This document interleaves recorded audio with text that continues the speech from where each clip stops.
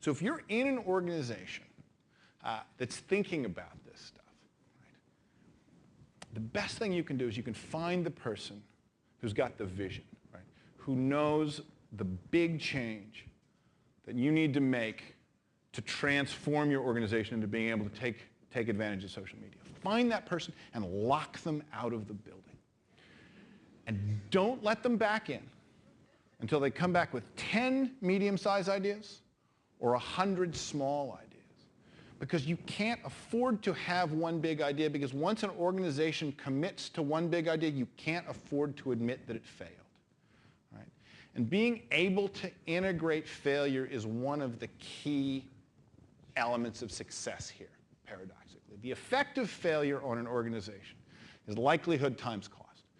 Almost every organization runs itself in a way that you're trying to reduce the likelihood of failure. Right? How can we be sure this will work? How can we prevent this from not working?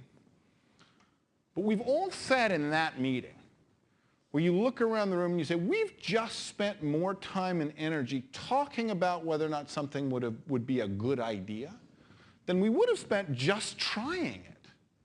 Right? And for many large-scale systems, for the weblog world, for Twitter, for open source, for Wikipedia, what's going on isn't that they figured out ways to reduce the likelihood of failure. What's going on is they figured out ways of reducing the cost of failure. And then they fail like crazy. Right?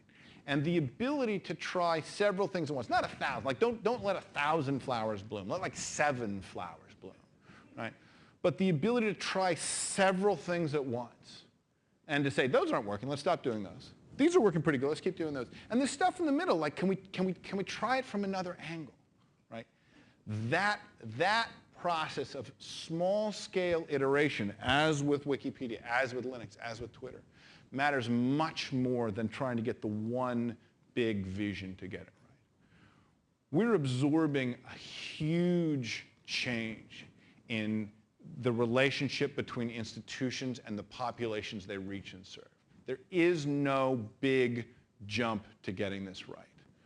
The real change here is a commitment to trying to use these tools in ways that are more valuable tomorrow than today. And then to have a commitment to look at those experiments and decide which of them work and which of them don't. Right? And it is the organizations that are able to integrate that kind of small-scale but persistent experimentation that are, I think, going to be making best use of these tools. Thank you very much.